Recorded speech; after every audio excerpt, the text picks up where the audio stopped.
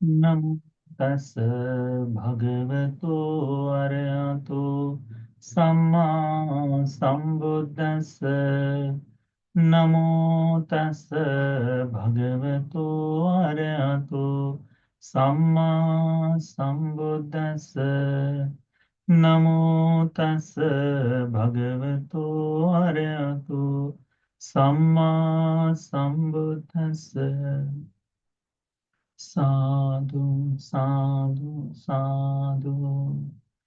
हमारे पूजनीय गुरु जी को साष्टांग प्रणाम। साधु साधु साधु। श्रद्धावान उपासक उपासिकागण, हम लोग संयुक्त निकाय के एक एक सूत्र को समझने के लिए कोशिश कर रहे हैं। गत सप्ताह हमने एक सूत्र का अभ्यास किया। आज हम पुनः एक सूत्र पर चर्चा करेंगे। संयुक्त निकाय में पहले भाग का जो पहला सूत्र है, सगात वर्ग में देवता संयुक्त में आने वाला वह है। उसमें से दूसरा सूत्र है निमोक्ष सूत्र। मोक्ष क्या है, निर्वाण क्या है, इस बारे में पूछा गया है। सावत्ति निदानम, यह सूत्र का उपदेश भी श्रावस्ती में ही चेतवन में हुआ था।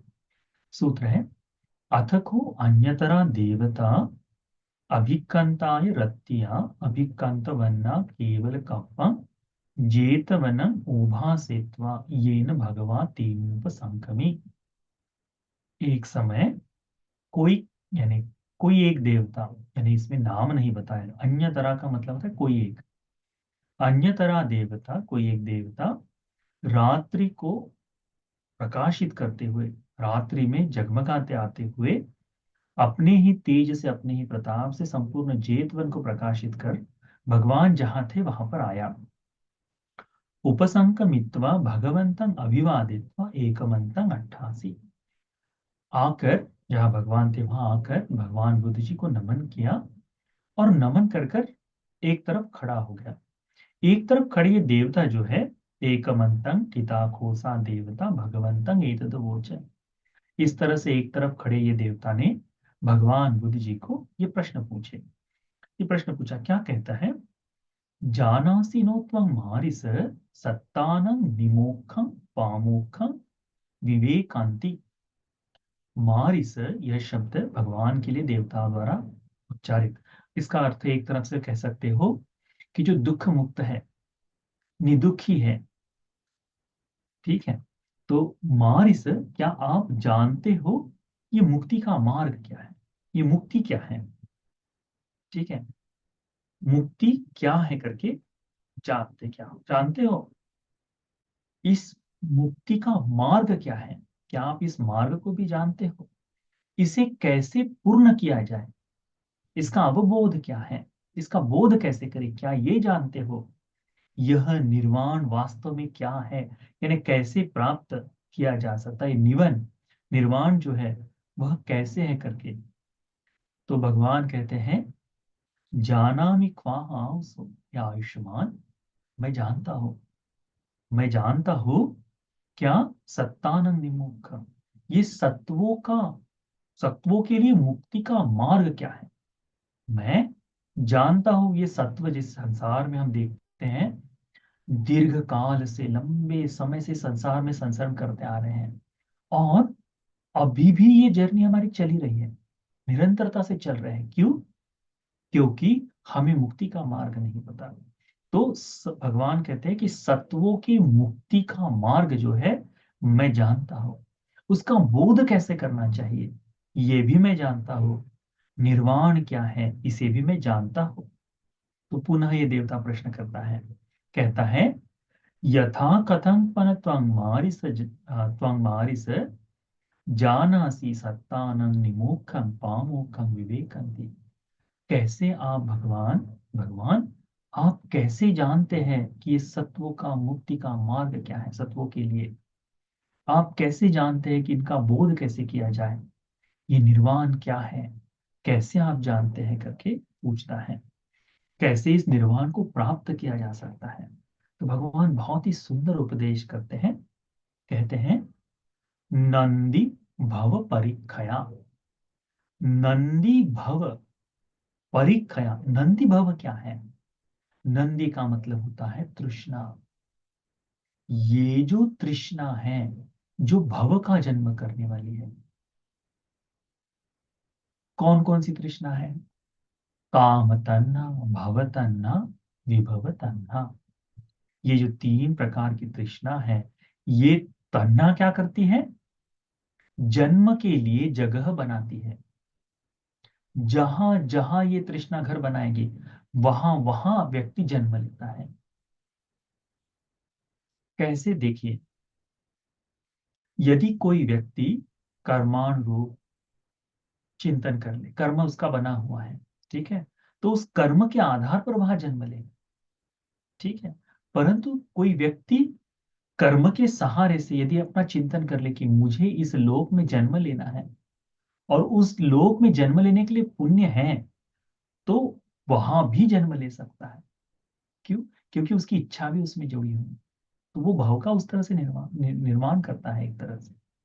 तो सुगति जाने के लिए उस तरह से किया जा सकता है, तो दुर्गति के लिए भाव का निर्माण, ये तो निरंतरता से हो रहा है, जाने अनजाने में हो रहा है, निरंतरता से। तो ये जो नंदी भव है, जो भव का जन्म कर देने वाला, भव को बनाने वाली जो तृष्णा है, इसका परिख है, यह समाप्त हो जानी चाहिए, कहते हैं परिखया।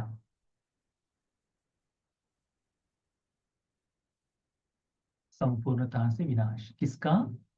तो नंदी भव का। ये जो तृष्णा, जो भव बनाती है, इस तृष्णा का समाप्ति हो जाना चाहिए। संज्ञा विज्ञान संख्या, संज्ञा और विज्ञान, हम ये जो नंदी के कारण जो भव बनाए हैं, इसमें हम तीन प्रकार के संस्कारों से काम करते हैं। मन के कर्म से, वाणी और शारीरिक कर्म, है ना। तीन प्रकार से कर्म का संचय, काया वाणी मन से। ये तीनों क्या करता है? संस्कारों को बनाने का काम करता है। तीनों तृष्णा के बंधन में बंधे हुए हैं। और ये तृष्णा, इस ये एक हो गया कि तीनों तरह के, काया वाणी मन से जो बन रहा है वह, और उसके बाद में इन्हें जानते हुए, संज्ञा जानते हुए, इनका विज्ञान बनाता क्या है, ये करता क्या है? ये पुनः नया उपादान, नई जगह पर ले जाने के लिए प्रेरित करता है। तो भगवान ने कहा कि संज्ञा और विज्ञान के उपशमन के बाद, समाप्ति के बाद, इसका जो कंटिन्यूटी में चलना है, इसका बनना है, पुनः पुनः जागना है, ये जब समाप्त हो जाए तब वेदना न निरोधा, वेदनाओं का निरोध हो जाने के बाद वेदना कैसे बनेगी? तो कायावानी मन से बनने वाली, इस संज्ञा विज्ञान से पहचानी जाने वाली जो वेदना बन रही है, जो सुख की वेदना है, जो दुख की वेदना है, जो सुख और दुख दोनों से बंधी हुई वेदना है, अदुख और सुख, अदुख सुख और दुख के रहित जो कहते हैं, अदुखम सुख वेदना जो है वह, ये तीन प्रकार की वेदनाएं इन्हीं भव, काया वाणी मन, संज्ञा और विज्ञान, इन सब से बनकर बनी हुई है। क्या कहते हैं भगवान? वेदना न निरोधा, वेदना के निरुद्ध हो जाने के बाद, निरुद्ध हो जाए, जहां वेदना समाप्त हो गई, जहां वेदना खत्म हो गई। वेदना को खत्म होना यानी ऐसा नहीं, हमें आंखों से रूप देखा है तो वेदना चली गई, परंतु इस वेदना के कारण आंखों से रूप देखकर जो स्पर्श हुआ है, ये स्पर्श एक वेदना में परिवर्तित होता है। तो सुख की, दुख की, संज्ञा और विज्ञान की जो जागृति होती है, ये संज्ञा और विज्ञान क्या करता है? पुनः तृष्णा को जन्म देता है। तृष्णा क्या करती है? भव को बनाती, जन्म देती है। तो क्या कहा है भगवान ने? वेदना न निरोधा, वेदना के निरुद्ध हो जाने के बाद, निरोध हो जाने, वेदना रुक जाने के बाद, उपसमा, उपसमा का मतलब होता है खत्म हो जाए वहां से, अब उसे पुनः भोगने का भाव नहीं है। एवं ख्वाहाउसो, इसी प्रकार से आयुष्मान, मैंने सत्वों के मोक्ष के मार्ग को देखा है। सत्वों के लिए मुक्ति जो बताई वो इसी तरह से बताई है।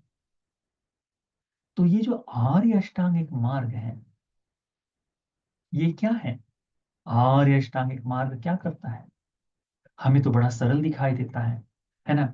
देखने में सम्मा वाचा, ठीक है, सम्यक वाचा बोलेंगे, सम्यक कर्मांत करेंगे, सम्यक आजीविका बनाएंगे, ठीक है। परंतु इससे मुक्ति कैसे है? तो ये आर्य अष्टांगिक मार्ग करता क्या है?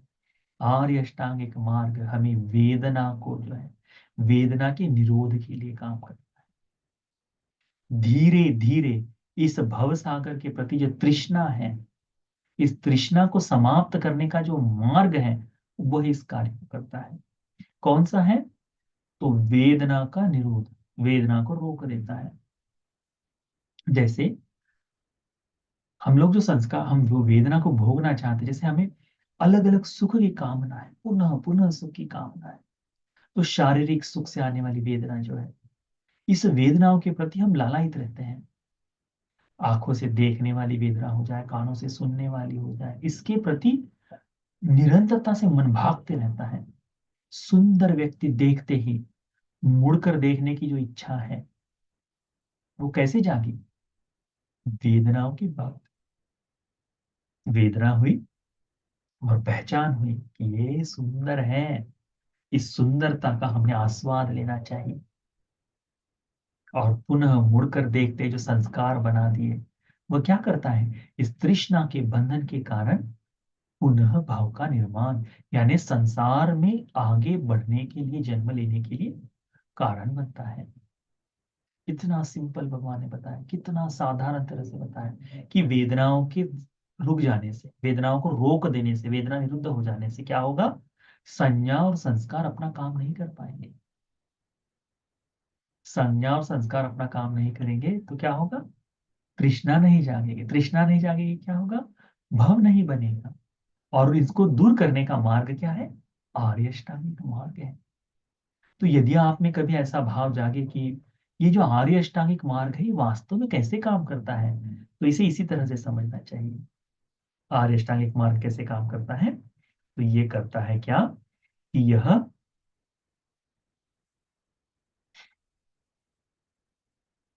वेदना के प्रति जो हमारा बंधन बंधा हुआ है, इस बंधन को तोड़ने का काम करता है।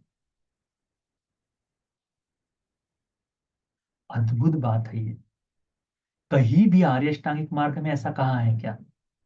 हाँ, आप डॉक्टर के पास जाओ, आप डॉक्टर को बताएंगे कि आप ये लेने से आपका ये कम हो जाएगा, इस तरह से परिणाम आएगा, और ये चीजें बताई जाएंगी, दवाई का असर होता है, इसमें बताया जाता है। भगवान ने आर्य अष्टांगिक मार्ग बताया, इसका काम ही क्या है? यही है कि वेदनाओं के प्रति जो बंधन बंधना है, वह समाप्त हो जाए। श्रोतापन्न जैसे ही व्यक्ति बनता है, क्या होता है? इस वेदनाओं को भोगने का धीरे धीरे भाव छूटते जाता है, छूटते जाता है। एकाएक नहीं, धीरे धीरे भोगने का जो है, इसके प्रति जो बंधन बना हुआ है, सुख सुख को भोगने की जो इच्छा बनी हुई है, वह निरुद्ध होते जाती है, धीरे धीरे खत्म हो जाती है। वह, यानी भोगने की तृष्णा जो है वो खत्म होती है। ऐसा नहीं कि आप महसूस नहीं कर पाएंगे, महसूस संपूर्ण होता है, परंतु वो लालच के साथ महसूस नहीं होता उस तरह से। तो ये जब हो जाती है, वेदनाएं शांत हो जाती है, तब क्या होता है कि संज्ञा और संस्कार, इसका जो चलना है, इसका जो बनना है, वह खत्म हो जाता है। वह खत्म हो जाने से क्या होगा? तृष्णा जागेगी नहीं। कि तृष्णा जागती कहाँ है? तृष्णा कैसे जागती है? तृष्णा तब जागती है जब आप उस वस्तु को, व्यक्ति को पहचान कर उसकी प्राप्ति की चाहत करते हैं। यदि कोई व्यक्ति, किसी को आइसक्रीम खाने की इच्छा होता है, बच्चे को, तो जब तक आइसक्रीम दिखाई न दे या कोई नाम न ले, तब तक बच्चे के मन में आइसक्रीम खानी चाहिए ऐसा भाव आता है क्या? नहीं आता।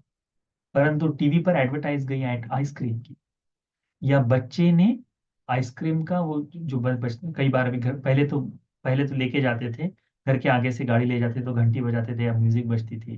पर अभी तो मोस्टली लोग मॉल में जाते हैं, तो वहाँ आइसक्रीम के बिल्कुल शुरुआत में लगा रहता है। किस लिए?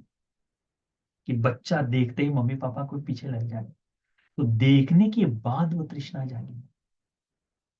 यदि उसको पहचान ना पाए बच्चा कि ये आइसक्रीम है, तो क्या उसका उसमें तृष्णा जागेगी कि ये मुझे खाना चाहिए? नहीं जागेगी।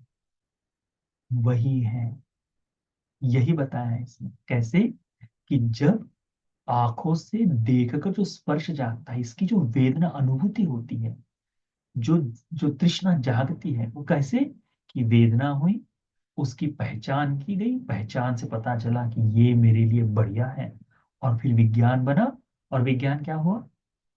ये विज्ञान से उस भव का निर्माण कराने वाली तृष्णा का बंधन और मजबूत हो गया, और एक जन्म पुनः जाग गया।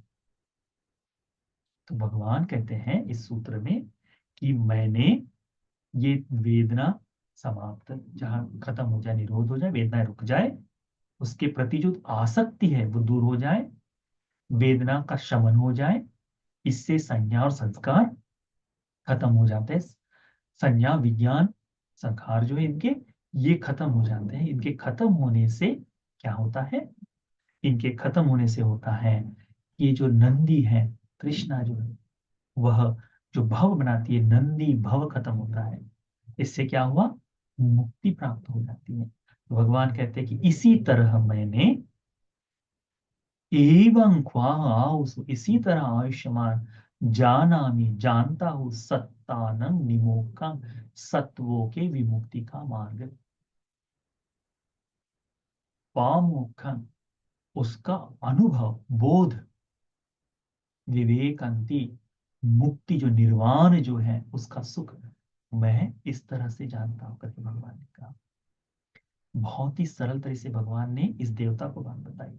इतनी सी बात, जब देवता लोग प्रश्न पूछते थे, इतनी बात कहते ही समझ में आ जाता, समाधान हो जाता था।